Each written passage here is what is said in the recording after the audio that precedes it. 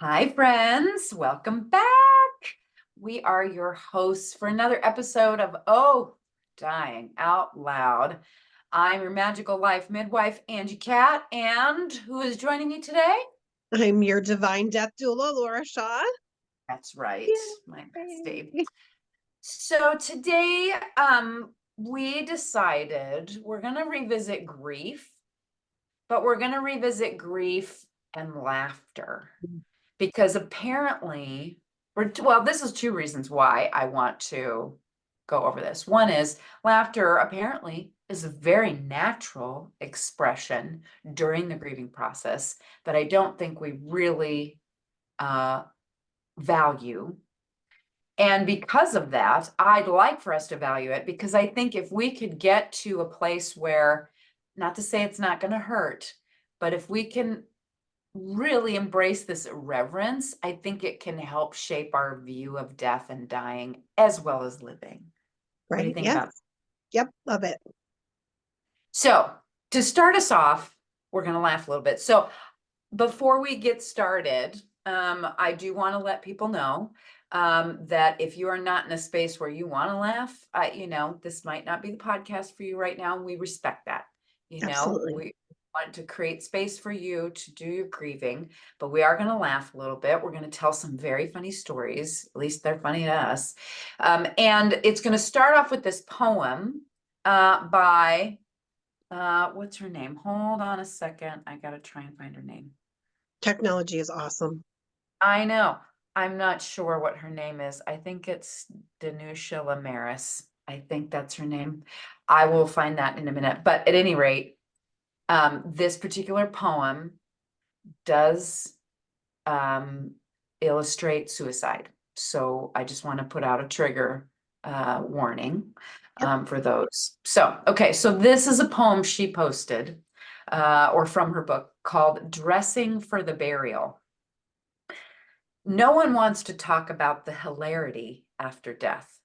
The way the week my brother shot himself, his wife and I fell on the bed laughing because she couldn't decide what to wear for the big day and asked me, do I go for sexy or Amish? I told her sexy, and we rolled around on the mattress they shared for 18 years, clutching our sides.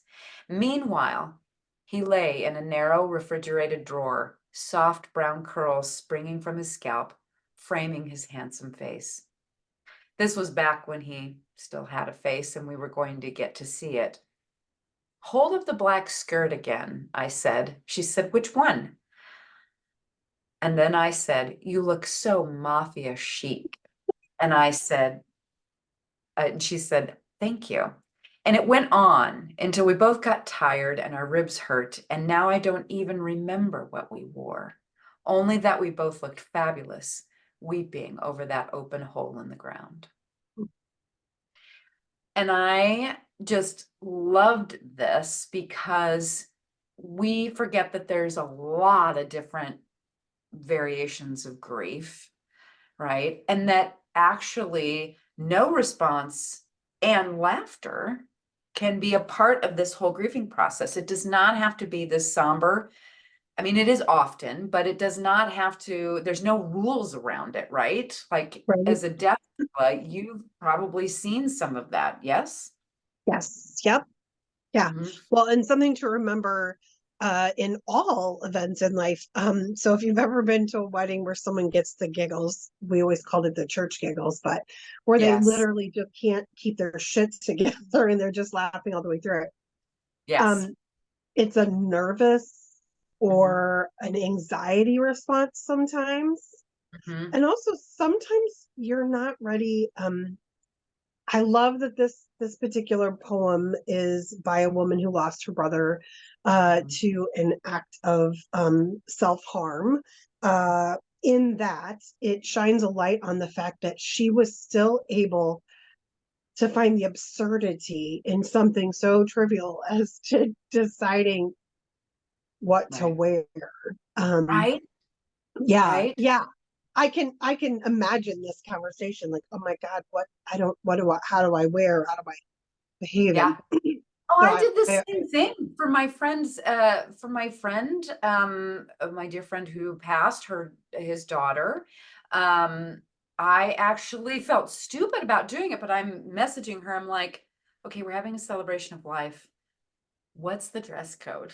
Like, I was like, and I can laugh about it now because I'm like, how absurd. And it just, like, to your point, it just kind of highlights there are all these little things that we worry about that are Mhm. absurd. They're just Right, absurd. absurd, You absurd. know, like you said, he would want us to wear color. Okay. So please don't wear the black with the button-up collar, you know. I'm like, A I thought so veil. too. Right, right. So, but before we really dive into this topic a little bit more, I want to share with you. So somebody had posted this poem and it was so lovely.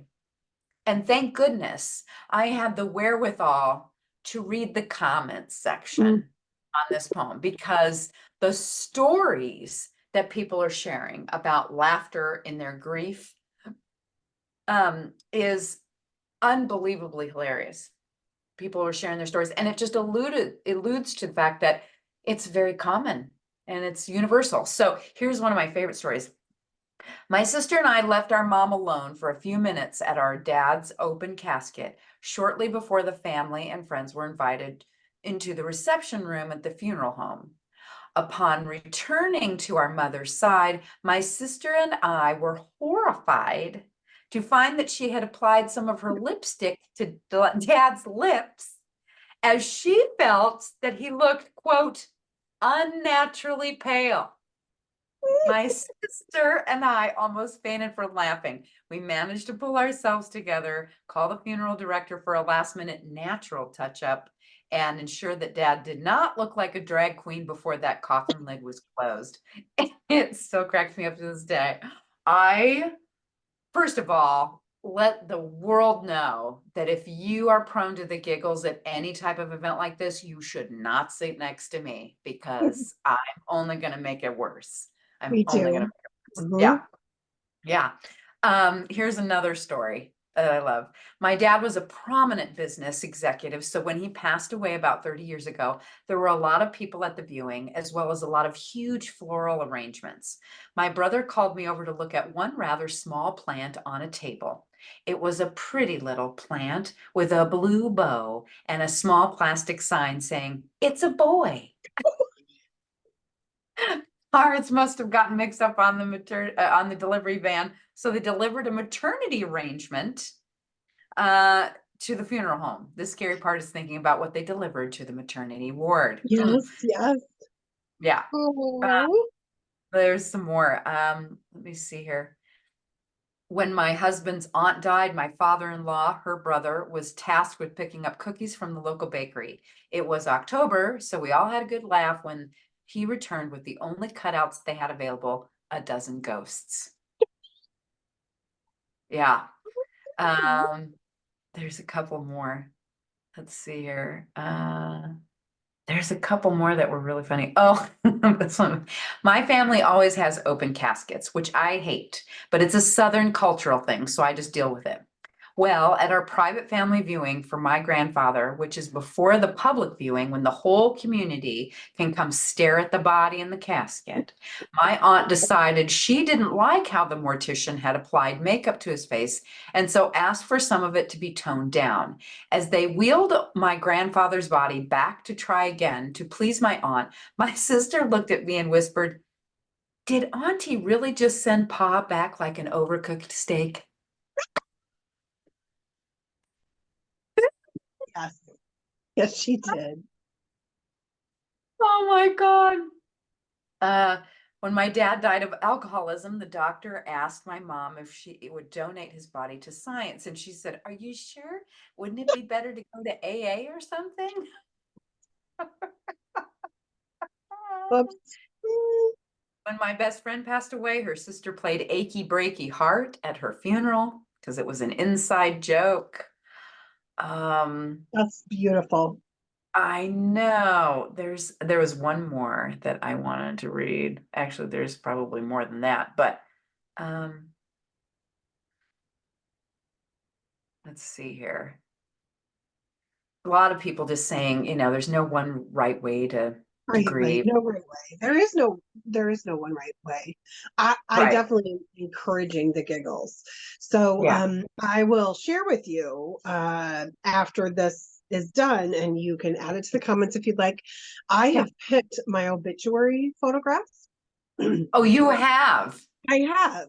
And so And oh gosh, probably 2 or 3, maybe 5 years ago now, because time is so fleeting.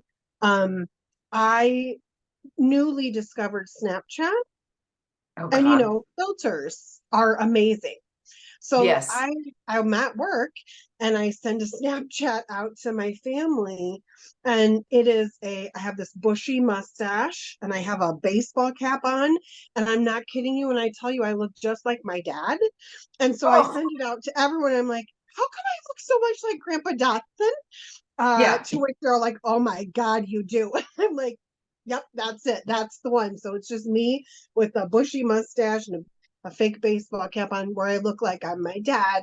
Yeah. Just absolute hilarity ensued, as they all like, I can't believe how much. I'm like, yeah, for all the years he said I wasn't Oh, his kid, right. this is the proof that I'm his It's a whole kid. nother podcast, folks. Right. That's too funny. Yeah.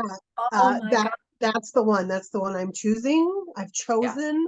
I'm like, if you Yeah. guys have to add other ones, fine, but this is the one. You will put this.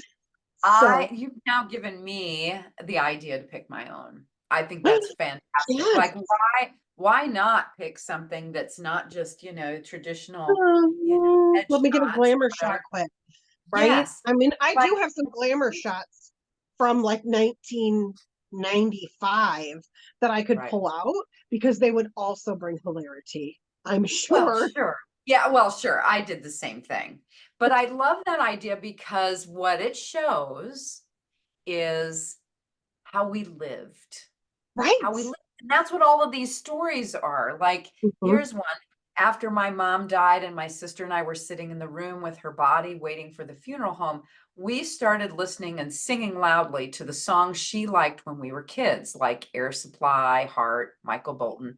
And at one point I said, "Take it away, Mom." And I held a pretend microphone in her direction, and we laughed so hard that we cried, right? I just I just think that's so, because again, we are wanting to be witness to Right. this sacred transition. It is very holy. It is very sad and painful at times to know that we have lost someone, and we're grieving the memory of having them with us.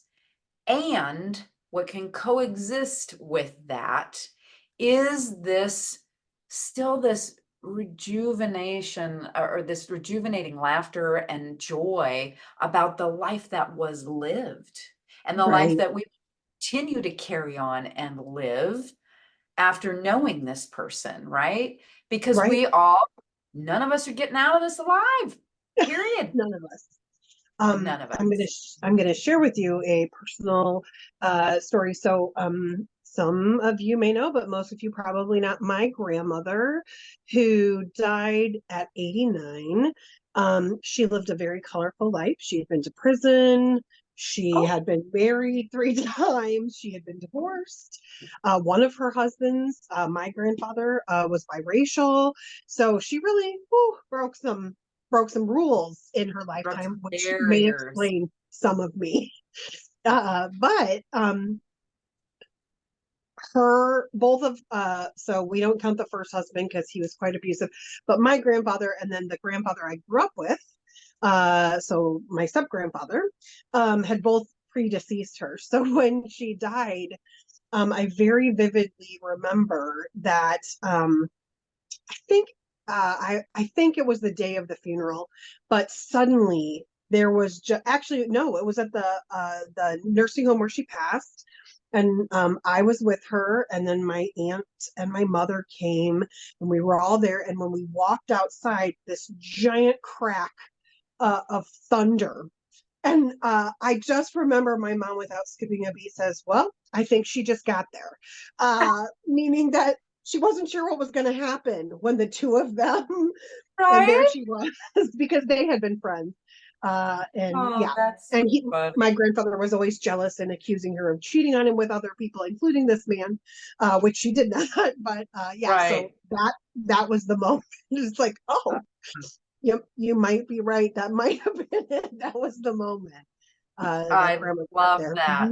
I Yeah. love that. There's a similar story in here where Oh, it says, good.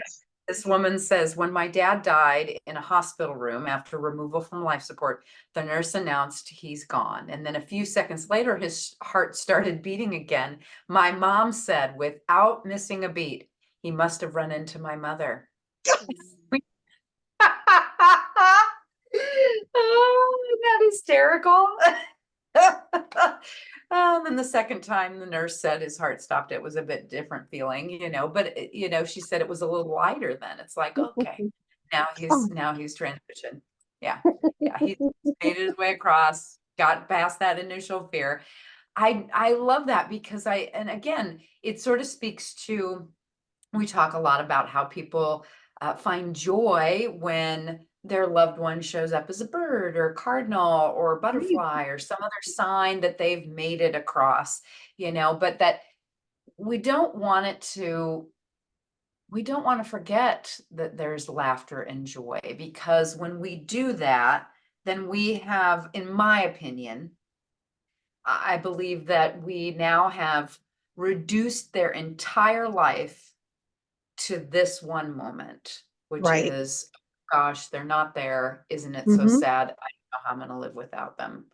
Right. Um, yeah, when my friend chose to end her life, Mhm. I really struggled with that. And I went to a support group here in town and it was amazing. And I remember that was really a changing point when that sunk into my head that her life was so big and Right. her legacy was so huge and the people she touched, that her life was more than this one moment Mhm. in time. Like that's like, in any sort of tragedy, or even if it's natural, it doesn't matter because Mhm. we tend to focus on that moment. Right. And sometimes it's good for us to refocus to, oh, but there was still all of this. All of, like, Right. this does not define a lifetime, Right. hopefully. Uh, and Right. I think being able to laugh about the ridiculous and absurd things, um, that either we've experienced with this person or that happened surrounding their death.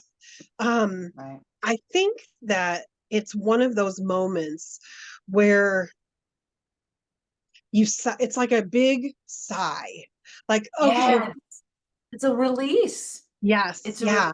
just as much Mhm. as crying and sobbing is cathartic, so is laughter. Right, right. Yeah, my Yeah. sister and I, clearly we grew up in the same household with the same two people, which isn't always true of siblings. But in our case, we did. And sometimes we will tell stories now that still get us in trouble, by the way, because it'll be a story like the time that we were throwing jarts in the backyard. And these were the metal steel ones that could Oh, yeah, take out yeah. an eye. And her husband, at the time, he was her high school sweetheart, threw it into the roof of my parents' camper, and no one was going to tell them. And we didn't. We just found some used putty because we didn't even know how to use caulk at the time. We just shoved it in there. To my knowledge, Nice. it didn't leak. Right. And I remember laughing. So, and my dad was so mad. He's like, I sold that. I didn't tell. Like, of course he was Right. upset. But this will be a lasting legacy for Oh, us yeah. Yeah. forever because he got so mad about it later. And we were dying in hysterical laughter. He's still alive, to be Yeah. angry at me again about Yeah. that Oh, yeah. There'll be event, more, Dad. There'll be right? more In stories.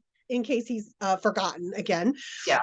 Yeah. Yeah, but like, what a release of the pressure of the moment for the loss that you're experiencing, but also what Right. a like, I hope people laugh. I hope every Mhm. single person who ever knew me, when it is Mhm. my time, I hope that they find that whatever, first of all, I'm probably full of a billion crazy ass stories that people have had to experience with me. So I am 100% for it. Like, if you can find the most absurd thing that you remember about me, I just want you to laugh and tell everybody about it. Don't tell it till I'm Right. dead, though. Like, don't tell them Yeah. now. Yeah, exactly. Some of those stories we can keep under wraps, Yeah, but just the keep rest, that down you here. know, yeah, Right. yeah, absolutely, Like, absolutely. what a beautiful way to honor a Mhm. lifetime. And if you think about it, there most of our loved ones, now there might be some people who have loved ones who were not this way. So for you, I'm sorry. But most Yeah, of our loved ones want us to go on and enjoy and smile and laugh. And so right. even if in that moment you can't, if you find yourself in some absurd way finding something ridiculous to hang on to, like what Mhm. clothes to wear Right. um, to the funeral, I think that that's the most amazing Yeah, gift for that yeah. moment.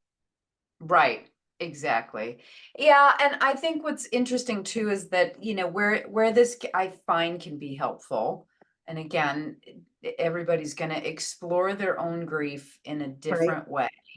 And there's going to be so many flavors. You're not just going to experience one flavor. right, If you're a human being, you're going to experience all the flavors. And I think from my experience as a medium, they never come through and talk about, oh, this is so sad. I mean, they want to comfort us, but they don't talk about the tragedy of it. They don't often talk about how they passed. Sometimes they'll share that with me just from a very clinical standpoint as a way of saying, making the connection. Like, your father, I get that he had heart condition and that's how he passed. Would you understand that?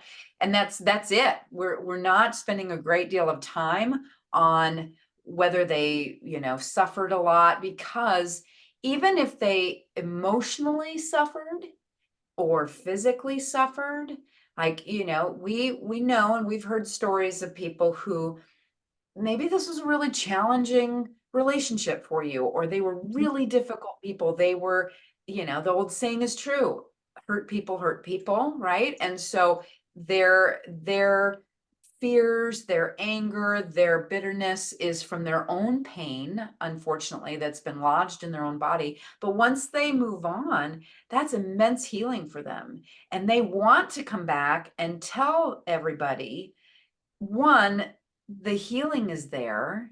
Two, they want to let them know that they are sorry for the way that things panned out in the relationship. And they're, but there's some sort of soul contract there, which we talked about before. Um, and they want you to know that they're there with you, they're there to talk to, they're there to guide you and protect you while they're over there. But their biggest thing for you is they so want you to move past your pain and begin to experience the joy of life again. mm, They do not, none of them want to sit there and go, oh, yes, you should grieve for me for right. 5 years. You should wear black for a Yes, year. your Like, there's widow's no weeds. right. That isn't that way. And they understand, we all understand that we're on our own timetable. There's no rules on when you should start to feel grief. And it might be back and forth. There are still days where I will look at pictures and I will cry. And then the next moment I'll recount some really fabulous, fun story that makes me laugh. My grandfather, when he passed, I got to view his funeral. I couldn't go because there was a blizzard, but they televised it, or they had it live streamed, which was pretty cool. I was sitting in the church with everybody, and I was sitting there, and I could feel his presence standing next to me. And of course, it was a lovely service, but it was not what I would have wanted. It was the old church style where we have the reading of the obituary, and then we have Aunt Polly playing a hymn and we sing 57 verses. And then we go on and we do the reading and we sing another old hymn out of the hymnal for 63 verses. And I remember him standing next to me and going, oh my God, this is boring as hell. Uh, and I just laughed, you know? And now many of my family members would say, oh no, that's exactly what he wanted. Well, maybe that's what he wanted, but you know, in viewing it from the other side, he's like, oh, this is not exactly what I thought it was going to be or whatever. But at any rate, that was a moment that we shared. And it was fun to go back through. Like, I love the celebration of life concept and doing more of that because I love looking at these old pictures. My grandfather, no lie, when he was young, he played in all of these little, well, I guess you'd call them big bands. You know, it was the old style, oh, Miller orchestras, Glenn Miller, you know, Glenmore? and he was a drummer. He was a drummer. They would wear the tuxedos and they have the little bandstands and everything. So many cool black and white photos. But there was one photo in particular, and I'm not joking. He looked exactly like Cosmo Kramer from Seinfeld. It was awesome. His hair was, he has wavy, naturally very curly, wavy hair. And so it was just stacked up and everything. And oh my God, when I saw that, I just bust out laughing. And that's kind of how I see him, is this very musical, entertaining kind of Cosmo Kramer character, you know? And I appreciate that irreverence just because, you know, I think it helps. I think it just helps, again, to look at, I think it helps us to put life and death in perspective. You know, it's Sure. part of a spectrum. It's part of the whole package that we signed on for coming onto this planet. But that our life has so much more meaning, and it helps us to prioritize what's important. Is it Mm-hmm. important what we wear to the funeral? Not so much. No. Is it important that the camper had a hole in it? Mm, not, No. I don't think so, but they'll live. No. It's fine. Yeah. Right? I, what I hope is that for people in grief, that I think it's so healthy to find those moments of joy, Hmm. laughter, or Hmm. even if it's not like down hilarity, even just the joyful moment of being able to have this, like, do you remember when we did this thing, or when Right. I got to do this thing with my relative and or my friend. And because sometimes remembering those joyful moments, Hmm. I think, just bring you a sense of peace or healing. But the other thing I just want to mention that I think is really important is, um, I've seen this in the dying as well. So I Ah. have seen people dying, or in the late stages, while they're still somewhat there. And uh, some of the healthier ends I've seen have really been people who embraced the joy of the chaos. Maybe Mm. they know that they're dying, and it's something long and drawn out like cancer. Maybe Mm. it's something shorter. Maybe they just know. I don't know. But I have seen people in those moments, when you kind of tiptoe quietly into a room because you want to really be respectful. And absolutely, I've seen people like, no, what are you doing? Like, come on, sit down on Yeah. the bed, and they're Yeah. just the same loud, amazing character Yeah. that they Hmm. always were in. I think that that is so important to honor whatever, even if, even if I see this a lot in couples who've been together a long time, one person doesn't want to talk about it, Right. and the Yeah. partner is dying, and they're like, well, your mom doesn't want to talk about this. And so they sacrifice their needs for the sake Hmm. of the other person. And I think Right.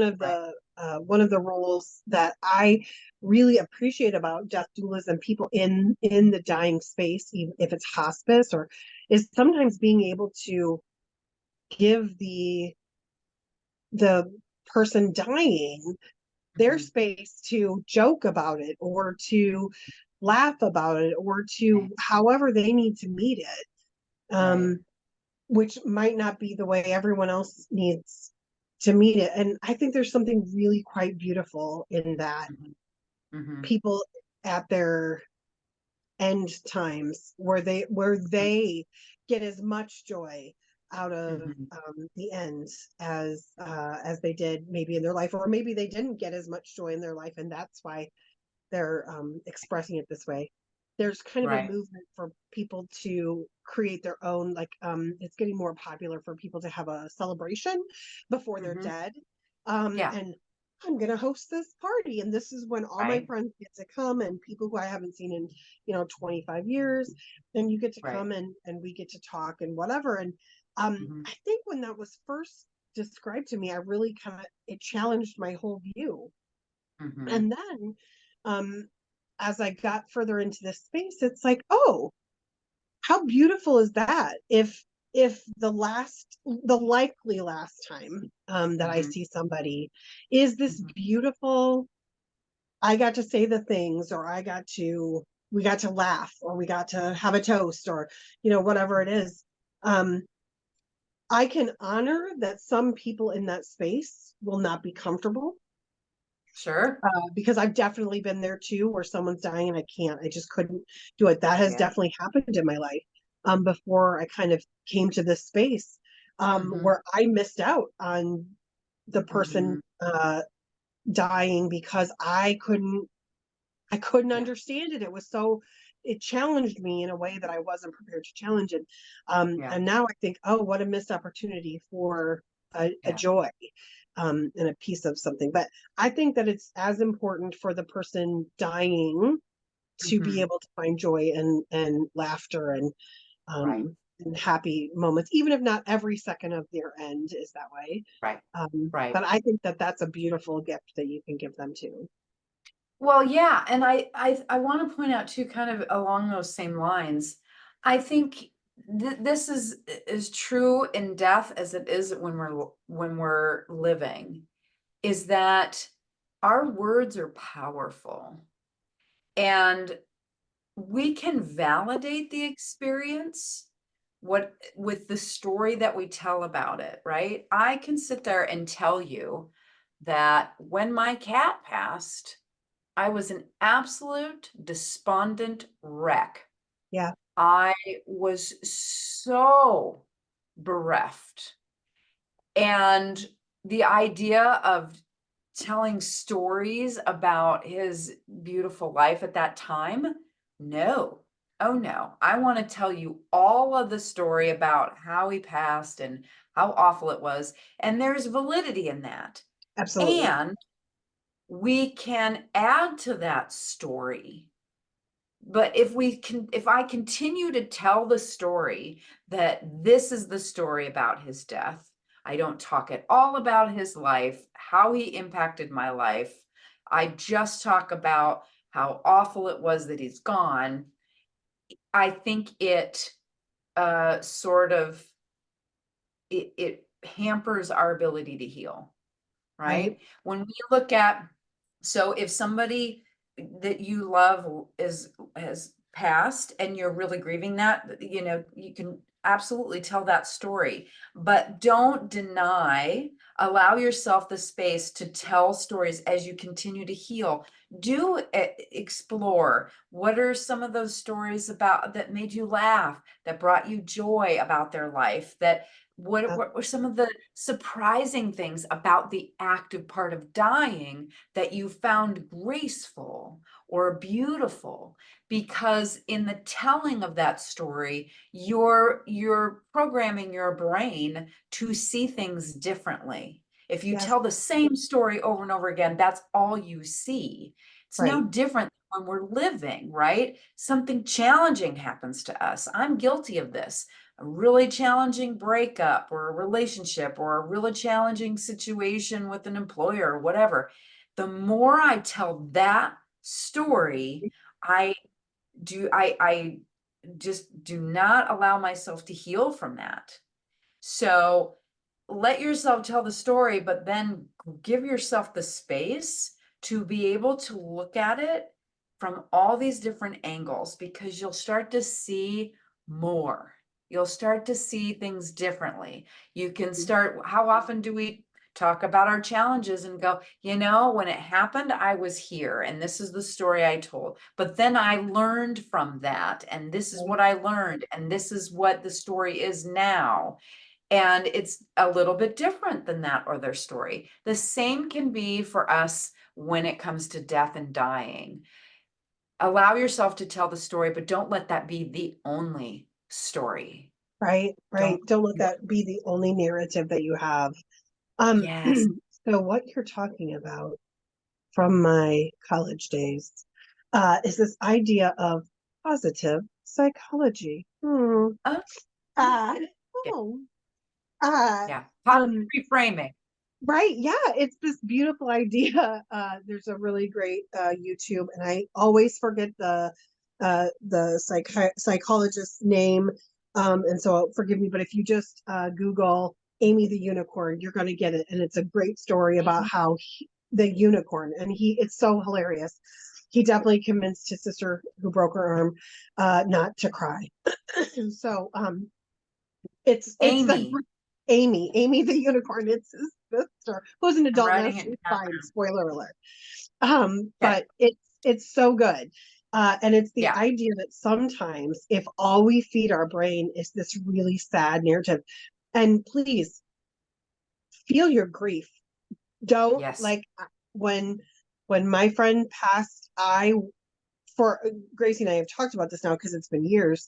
But for the first 2 months, I didn't get off my couch. I was a mess. It's the first time I'd lost anyone so close to me, um, Right. through their own choice.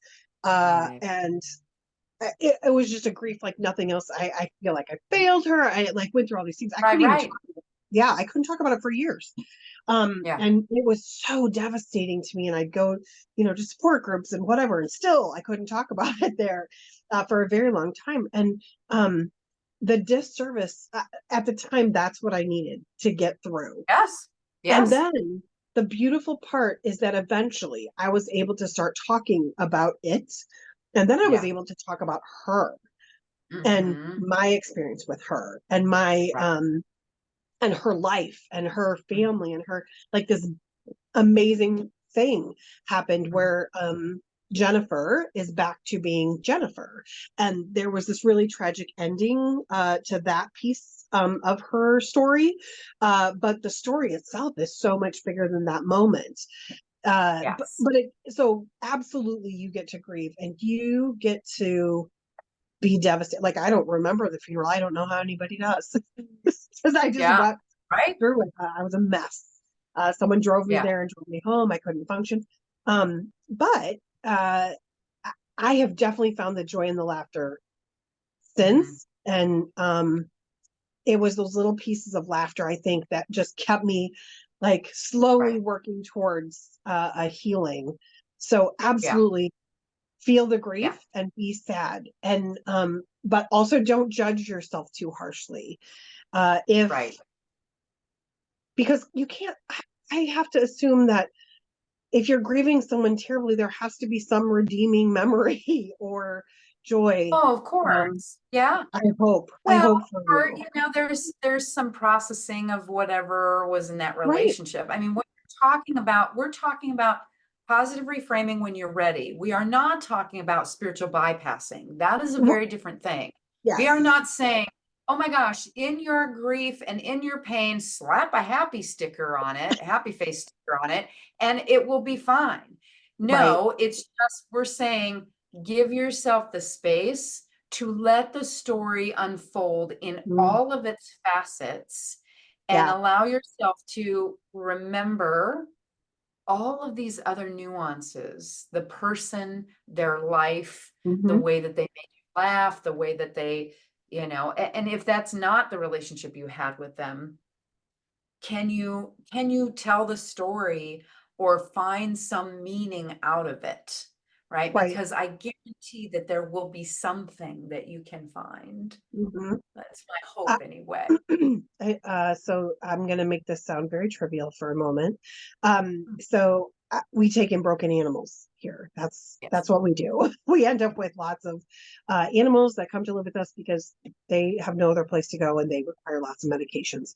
So we had this dog She was missing most of her teeth, by the way, but also she had a shunting liver. Um, she wasn't perfect. She hated other cats. Sometimes she hated children.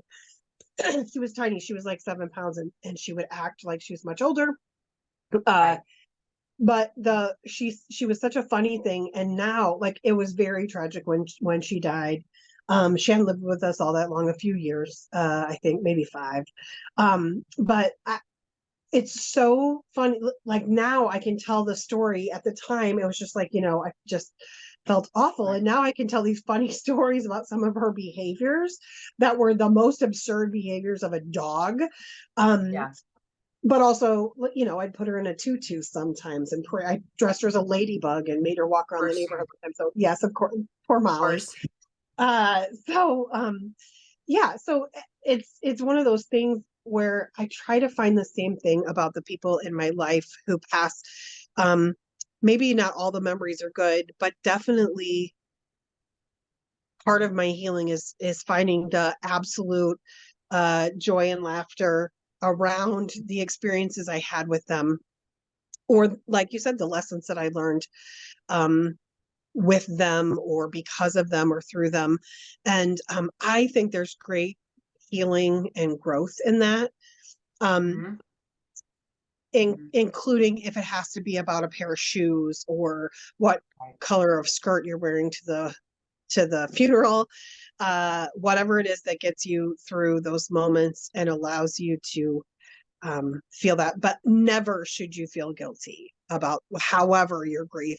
And you know what? Some people say they feel bad because they don't grieve, or they feel like they don't grieve, or they don't cry, or and I want to say that's Yep. completely normal too, right? Yeah. Sometimes if a person's been sick for a long time, you've had your grief, and now it's Mhm. like, okay, that that was heavy, and I grieved a long Yeah. time, and now I just want to talk about the experience of whatever. Right. But Right. yeah, the Well, laughter is my fave.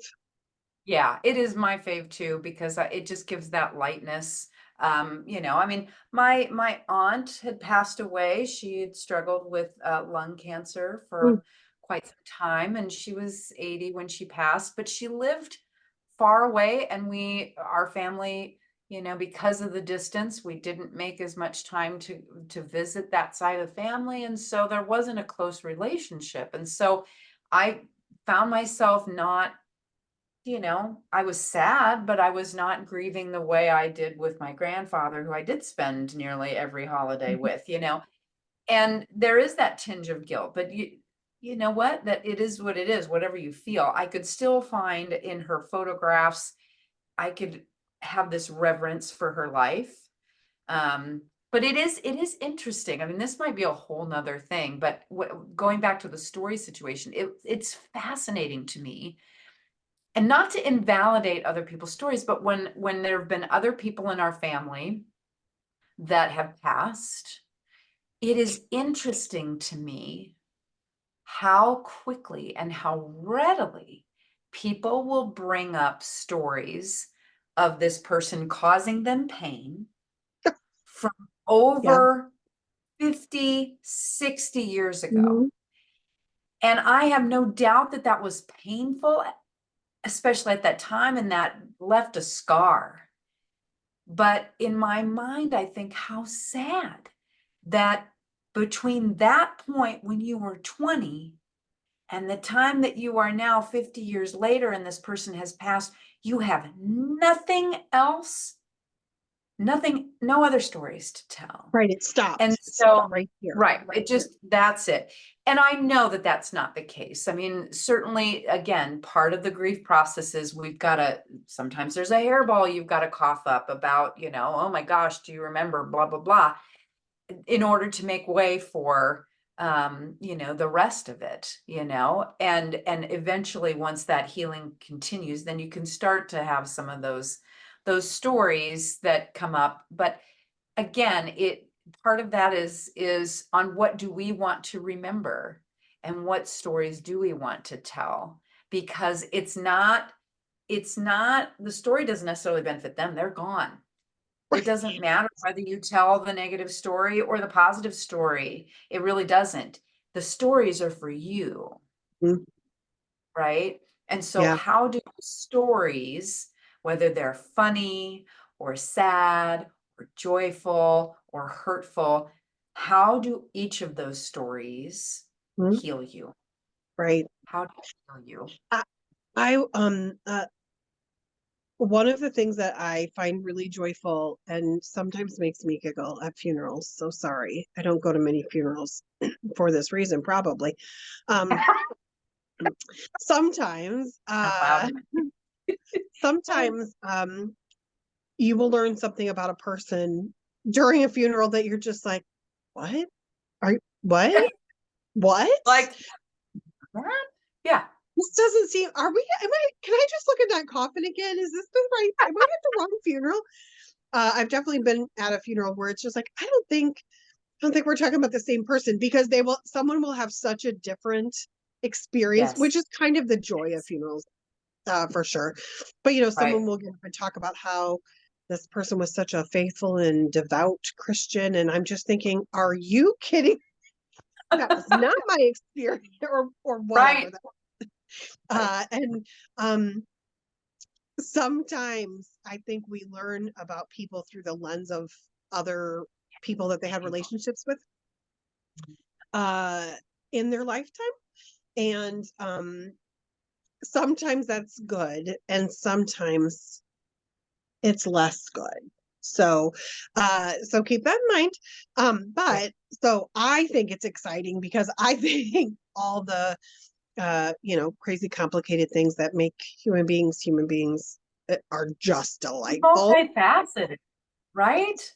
So I good, so love that. good. I love Mhm. that because it just speaks to the fact that do we really know each other? We are very multifaceted, very complex, crazy, funny, absurd human beings. Yeah, And, we can learn about that from, attending a funeral, but it also helps us to embrace our own humanity, you know, and, and, you know what? I'm sure that there's people out there that have a very different experience of me than I might think, right. and Isn't that yeah, come fascinating? to the after party, you'll find out, right? Come to my after party and you'll find out I all think that these that's different. the most like um we should definitely talk in a future date about having what we would do to plan our own funerals. But I absolutely, first of all, think that mine should be a dress up. Like everyone, it'll be a fancy dress party, and you can dress up like whoever or whatever you want to. So come as crab legs or girl in a shower, or I don't know, whatever you want to, because I think that's delightful. And it would crack me up, absolutely. But I think that there's something so invigorating about the idea that after someone's gone, suddenly you're like, wait, what? She was on a bowling? Who saw that coming? Or some Right, crazy, I don't know. Um, right. yes. So I love that idea. And I think that's a great idea. Maybe we'll make that into another podcast episode along with that exercise that we did at the women's circle that one time where we wrote our own eulogy. love that. I once wrote a eulogy to a Simply from marriage I was leaving, so I feel good you about that. what? I wrote a eulogy for a speech class about a marriage I was ending. So I got an A. Just That is saying. a whole, see, this is the whole another podcast episode, eulogy. Yes, Not just for our human lives ending, but what if we did a eulogy as part of some sort of ritual, um, for grieving the loss of a home or a job or a yes. relationship or You know something what? like that. I love that you're bringing that because one of the things that I don't think we pay enough attention to is how laughter can heal us in many, many ways. Yeah. And so just completely off topic, we have a budget line in our monthly budget for effery because my life goes so And sideways so often. Yeah, capital F. And it Yeah, just goes sideways. And I'm just like, are you kidding me right now? What do you mean that happened? And then I just have to pour money out like an ATM machine to fix something. And so right. literally, right. So literally, one day I just dropped this car off that one of my adult children had crashed. It's going to cost $2,000. I'm not excited about it, but the other car that a different adult child has is like dying. And so it's like, I got to get this one fixed so she can have this one and get rid of this one. Just get back from dropping that off, pull into my garage.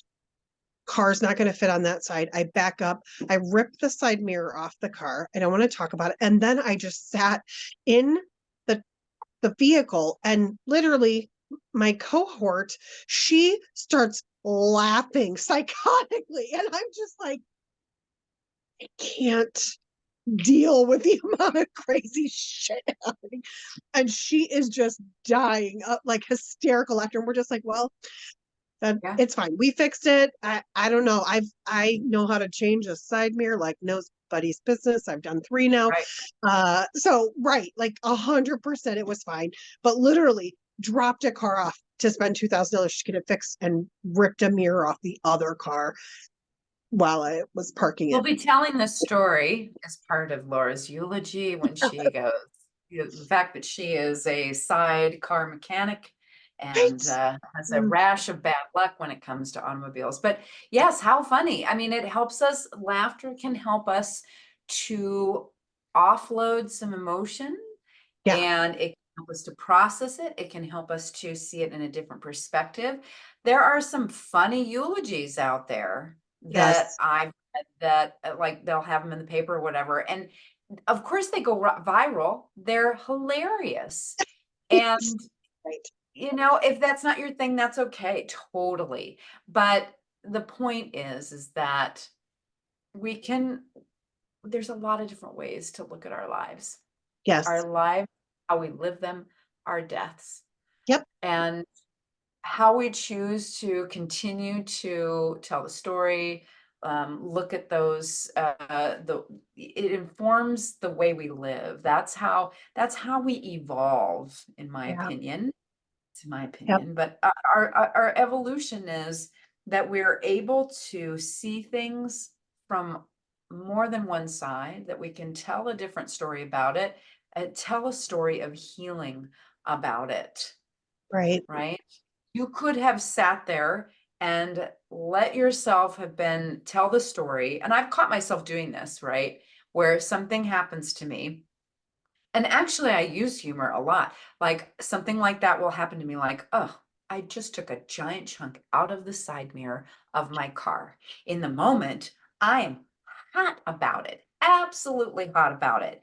But what I've watched myself like a witness on the outside, watching myself do this. I will tell the story over and over and over again, but I tell it as a ridiculous, humorous story with the intent of making somebody else laugh at me about it. Like, you're never going to believe what just happened to me. And some part of me thinks you really shouldn't keep telling that story. But then the other part of me thinks, well, the more that you tell the story and you make people laugh about it, you are offloading some of that emotion, but you're Yeah. also Discharge. training yourself to view it in a humorous way so that Mhm. it doesn't have the same sting. Right. I could sit there. It's been a little bit over a year since I lost Toby, and that first month, I I don't know what happened in January. January was just nothing but weeping all the time, all the time. And he Yeah. had this little stuffed bear. I donated all of his toys except for the stuffed bear because he used to carry it around in his mouth and talk to it for like a half an hour every night when the lights went out. He would and he'd carry it around. If you turned on the light, he would drop it like, What? what? Nothing to see here, right? He carried that bear with him everywhere. And I found when I found this bear, because it had been hidden for a while, he hadn't been playing with it for a long time. And I smelled it and it smelled like him. And I was like, it immediately became this sort of whoopee for me. And so, picture, if you will, here's me completely, absolutely a wreck.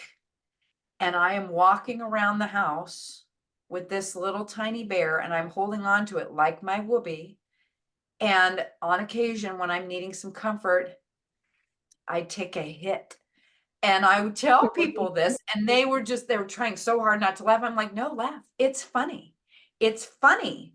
And I'm now able to laugh about it because I can see it from the outside where I'm like, I walked around like somebody who was trying to get high off of something, sniffing this bear because I just needed a hit of him, you know? Yeah. And so in the moment, it was not a happy story, but now it's a hilarious story about how I managed my grief Yeah. and the joy that that bear brought to him and now brings to me. You know, I have it in a keepsake box. So again, we could talk ad nauseum about how funny life and death is. Mhm. And hopefully these discussions will help us to not only have a good death, but also to have a good life. Yeah. All of it. Embrace all of it Yep. because it's messy.